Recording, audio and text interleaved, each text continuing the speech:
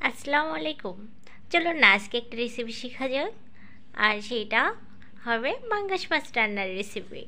এই রেসিপি এতটাই মজাদার, মানে আপনারা যারা ঝোল তরকারি খেতে পছন্দ করেন তাদের জন্য আজকের এই রেসিপিটা সত্যি অনেক মজা লাগবে। আসলে আমি পাঙ্গাস মাছ অনেক বেশি লাইক করি। অনেকে আছে যে যারা পাঙ্গাস মাছ লাইক করে না, কিন্তু আমি জানি না তারা কেন পাঙ্গাস মাছটা লাইক করে না। কিন্তু আমার এতটুকু বিশ্বাস, আমি বলতে পারি যে আজকের আমার এই রান্না দেখার পর কেউ যদি এইভাবে রান্না করে, যে খায় না সেও খাইতে যাবে। আর আমি অত বেশিও ঝোল রাখবো না, একটু মাখা মাখা ঝোল রাখবো। এর জন্য আমি দিয়ে দিলাম প্রথমে আমি মরিচ গুঁড়ো, তারপর হলুদ গুঁড়ো, এখন দিয়ে দিলাম কিছু লবণ। দেওয়ার পর আমি একটু মাছটার ফ্লেভার আসার জন্য এখানে দিয়ে দিব সামান্য কিছু মশলা বাটা। প্রথমে দিয়ে দিলাম জিরা বাটা, এরপর দিয়ে দিলাম রসুন বাটা। এখন আমি মিক্সড করে নেব জিরা বাটা এবং রসুন বাটাটা এই জন্য দিয়ে দিলাম, তাতে ভাজি যখন আমি করব তখন কিন্তু সুন্দর একটা ফ্লেভার আসবে। এরপর আমি মেখে নিচ্ছি। দেখুন আমার পড়ে গেল যাই আমি উঠাই নিলাম। দেখুন আমার মাছটা কতটা সুন্দর লাগতেছে দেখতে, কালারটা পারফেক্ট হয়েছে লবণ হলুদ দেওয়া।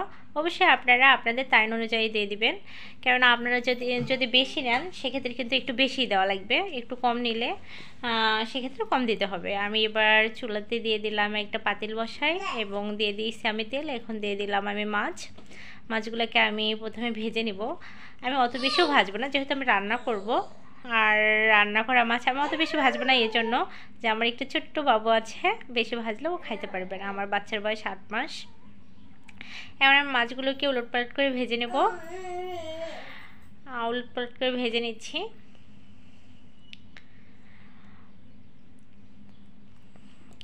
এই পর্যায়ে আমি ভেজে যাচ্ছি। যাই হোক, এইখানে ভাজি হচ্ছে। এখন আমি উঠাই নেব মাছগুলো, একটা একটা করে মাছ উঠাই নেব। কতটা সুন্দর লাগতেছে মাছটা। আমি প্রথমে বলেছিলাম আমি বেশি ভেজে নেব না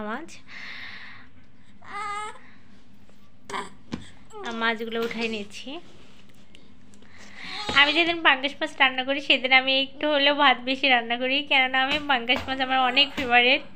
আর পাঙ্গাস মাছ দিয়ে ভাত খেতে বসে আমার ছেলে যে পরিমাণ চিল্লাচ্ছে, আমি ভয়েস দেবো কেমনে বুঝতেছি না।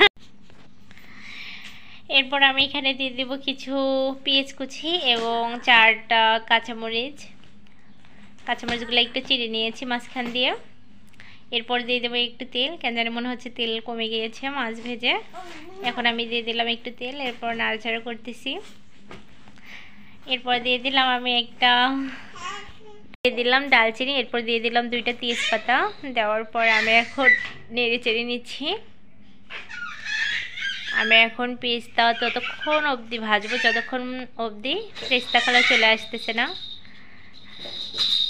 হ্যাঁ, পেস্তা কালার চলে আসছে। এখন আমি দিয়ে দিলাম আদা বাটা, এরপর দিয়ে দিলাম জিরা বাটা, এরপর দিয়ে দিচ্ছি রসুন বাটা। এখন আমি এটাকে অনবরত নেড়ে চেড়ে নেবো।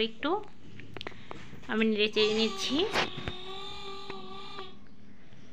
একটু নেড়ে চেড়ে নেব, একটু মশলাটার ঘ্রাণ যেন চলে যায়, এই জন্য আমি নেড়ে চেড়ে নিয়ে একটু সামান্য পানি দিলাম, অল্প পরিমাণ।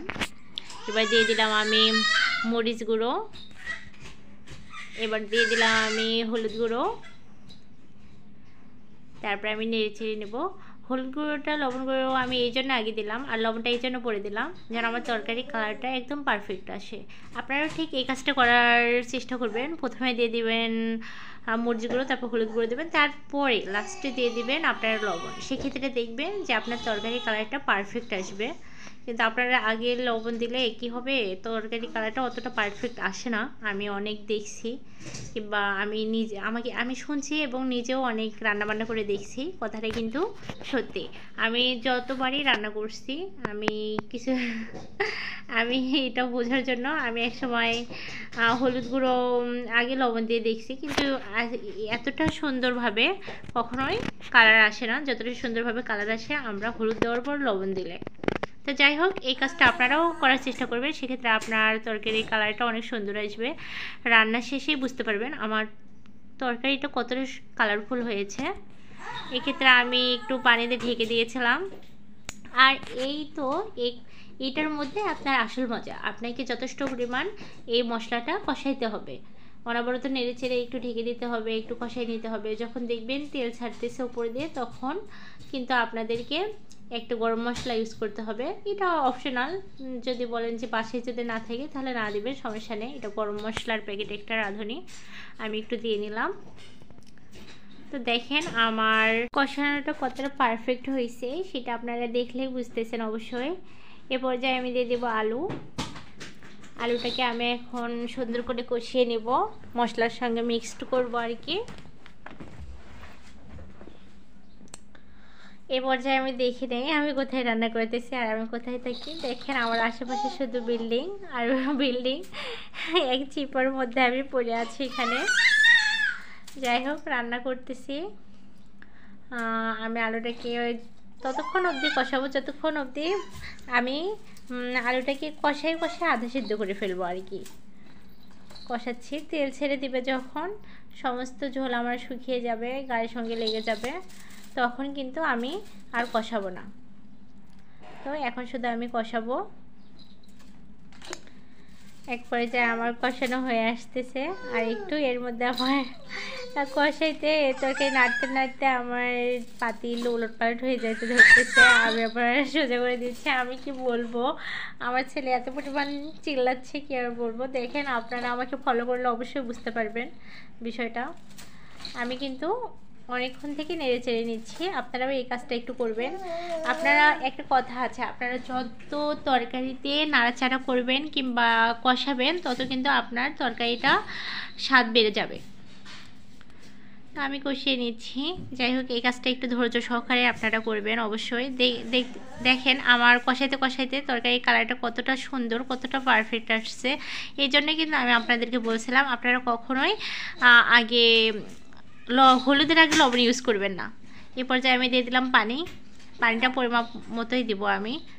আপনারাও বুঝে শুনে পানিটা দেবেন, যেমন আপনাদের তরকারি তেমন দিয়ে দিবেন। ঝোল কেমন খাবেন সেটার উপরেও আপনারা দিতে পারেন।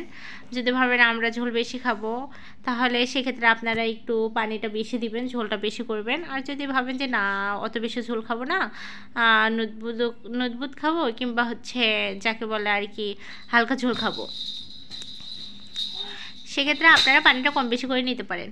যাই হোক, এরপর যে আমি মাছটা দিয়ে দিলাম, দিয়ে একটু নেড়ে নেব। নেড়ে নেওয়ার পর আমি এটাকে ঢেকে দেব। আমি ঢাকুনি দিয়ে ঢেকে দিলাম।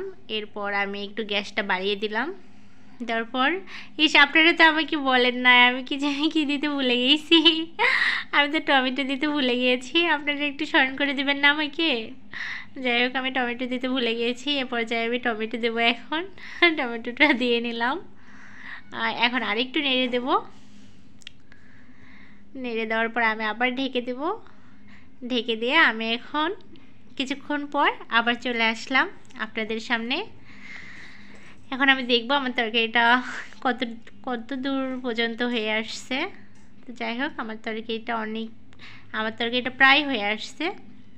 আমি আর একটু রাখবো, চুলার উপরে রেখে গ্যাসটা অফ করে দেব। দেখেন আমার তরকারিটার কালারটা কতটা পারফেক্ট আসছে। এবং আমি প্রথমে বলেছিলাম আমি অত বেশি ঝোল রাখবো না, একেবারে ভুনাও করব না, আমি হালকা ঝোল রেখে দেব।